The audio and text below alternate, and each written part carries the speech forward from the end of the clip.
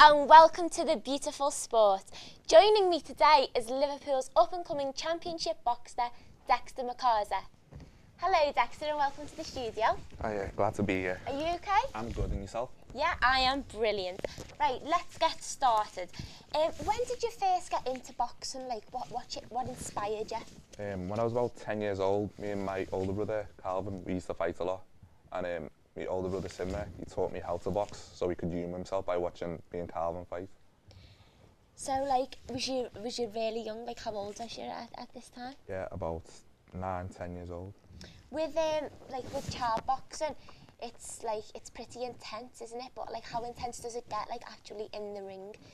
Because they haven't got that strength yet, and they're not developed. It doesn't get that intense, but it's still an unusual sight to see people that small trading punches and just showing that kind of aggression. Being aggressive towards each other. It's not so much aggression; it's controlled aggression, but it's showing that kind of spite. Would you say you'd allow your own child to box? That's a question I go through my head over and over again, and I still don't have an answer to this day because Really? Yeah, because I know the ins and outs of the sport. So like the kind of commitment it requires. When you want to be a kid and you've got to dedicate yourself to the sport, like all your mates are going out and you've got to dedicate yourself to the sport, that's quite taxing for a young child, and the pain, the sacrifice. But at the same time, as a parent, obviously you'd want your kid to be better than you, so it's a conflict. So it's like sort of you'd want them to, but you wouldn't want them to. Yeah, exactly. Sort of exactly. Maybe it's like taking the childhood away a little bit because. Exactly, but I just the way I'm thinking now. I heard David Hay say this, and I agree with it. If at a young age, my child would show that they're more athletically gifted than me, then I'd let them continue because it's a dangerous sport, and you need to be the best to win and stuff like Yeah. that. You seem like very like passionate about it. What makes that passion, like, and where does it come from? I don't know. I've got a strong will to win. I hate losing with a passion. So that's probably one of the reasons. And just the history. Yeah, very competitive at everything. What would you say is like your highlight so far? Up to this point, I'd probably say winning the Northwest title in a competition when I was 15, just because of the type of fights I had to go through in that competition, and the kid was a lot bigger than me physically, so it proved a lot in that fight. All this fighting and stuff, there must be like loads of injuries that you come across. What would you say is like the worst injury you've sustained throughout your boxing career? I've been quite fortunate because of my fighting style. I don't tend to take that much punishment because I rely on a lot of defence. Yeah. So I don't tend to take that much punishment. But probably the worst injury I've got. I always get bad hands. That just comes with the sport. But is it a lot of strain on like your hands, like your joints and well, stuff it's the same with everything really. If you're constantly using a certain body part and constantly, there's going to be wear and tear on it. So it's the same with everything. But in terms of injuries, I'd probably say a broken rib. Really? That seems pretty intense, a broken rib, like, because you have to use all your body for boxing, don't you, like when you're moving and stuff, so. Yeah, but I didn't even realise it was broken till the pain was still there, like 5-6 weeks on. I didn't even realise because I boxed 2 weeks later with it. That's pretty amazing. I don't think I'd be able to do that, to be honest with you. There's many like amazing boxers out there, including like ones from Liverpool. What would you say, or who would you say is your idol? My idol at this point in time, it's hands down Floyd Mayweather. Is there a reason for that, or do you just admire him as well? Yeah, just his level of skill is just unbelievable. He's who a lot of boxers take notes off to try and perfect their style. That's interesting. So, like, where do you see yourself in 5 years? It's like up there with him or on his level?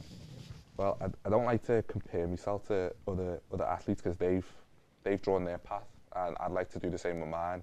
So, hopefully in 5 years, maybe coming off having a good solid start to a professional career in the sport. Speaking about the Olympics, it was the first like sort of year for female champions this year. What's your take on female boxing? Well, when it first got announced that the 2012 Olympics were female boxing, I was a bit sceptical of it because it's not particularly the scene you'd expect to see within boxing. 2 women showing that kind of aggression in the ring, so it's not the kind of scene. Yeah, but the ladies, Katie Taylor, Natasha Jonas, Nicola Adams, they showed a lot of skill in their bouts. in order to get to where they got to. So that I was very impressed with that. Yeah, you seem quite interested in that aspect of boxing as well. Can you tell us a little bit about your comeback? Yeah, I've been off for 18 months from the ring, so that affects a lot of things within the boxing, like your timing, your range finding. So this season, it's all about just getting that back and building upon it. So next season and the seasons on, we can add a steady accomplishment to my career. Cool, cool. There seems to be like a lot of technique in boxing. I mean, like, I've watched my fair share of like boxing matches and stuff and just like been dead squeamish at people like getting punched in the face and stuff like that. So do you reckon you can toughen me up and show me a few moves? Yeah, no problems, yeah. Right, well, you go over to our demo area. Okay. And I'll get me gloves ready. But while Dexter's getting ready, don't forget that you can follow us on Twitter at The Beautiful Sport and ask us any questions you like to ask Dexter. Right, let's get ready to box. I've got me red gloves ready. I don't know whether this is a good thing because red's like for danger, isn't it? Red's also passion. True, true. Red for passion and love. Let's hope it goes that way rather than the dangerous way. Right, so you're going to show me a few moves, yeah? Yeah, done any boxing before? Do you know the stance? Well, I've been to a few boxercise classes, but not in like, I've never been in like a ring with someone before. Well, it's not all that hard as you would imagine. It's just, just try and get side on. Okay. Your body, yeah. Your back leg, try and bring it out a bit more, Out yeah. of it. Try and rotate your front foot so it's about 45 degrees, yeah. Like this? Yeah, and try and keep you on the balls of your feet on that back leg. On the ball. On the ball of your feet, Like yeah. that, Bend yeah. your legs a little bit, yeah. And Tense. you'll learn to relax soon. The right hand, keep it by your chin. Okay. And your left hand, yeah, just in front of your face. Like this? Yeah, just there, yeah. Cool. And with the jab, I'm going to get you throwing the jab, which is basically the most effective punch in boxing. Okay. It's a straight shot, and you land it with a quarter turn on your knuckles. Cool. Just as the punch is about to land, quarter turn in your knuckles. Right. And your elbow should be fully extended, fully straight. This is a lot to take in. You see all these boxers just throwing punches everywhere and The amount of training is you just don't think natural. there's this much technique in it? Right, okay, I'm ready. Yeah, and so just throw Okay. the jab with what I've just told you. Yeah, that's the one. Yeah. Yeah. Try and land on the middle part of the middle of part. the pad. That's getting that accuracy in. Okay. It's quite hard to aim for that point, isn't it? In the pad. The more you do it, the sharper you get. And it's a similar concept with the backhand, we call it. Yeah. And only with this, instead of just shooting it out, just a little jolt, this time you're adding your body weight into it with the rotation of your hips coming from your legs. Cool. Right. So why that's on the balls of your feet, so it makes the transfer a bit easier. Right, okay then. So as you punch, Twist. a little twist with your leg. Okay, right, there we go. That's the one. That's the one. I'm getting really into this. Fierce. Just add the 1-2 now. Right, 1-2 to it. so this one first and then that one. Yeah. Okay, right.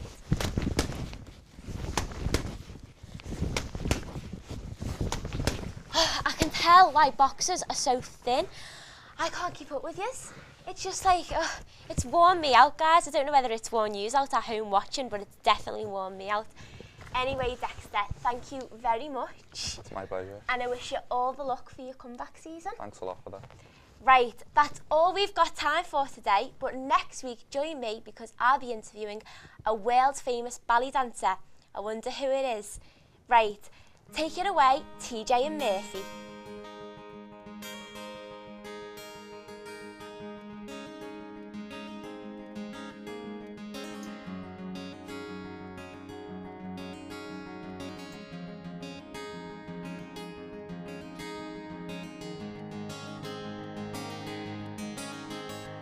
Born in the avenue of steel and stone, into love, not money, no money at all.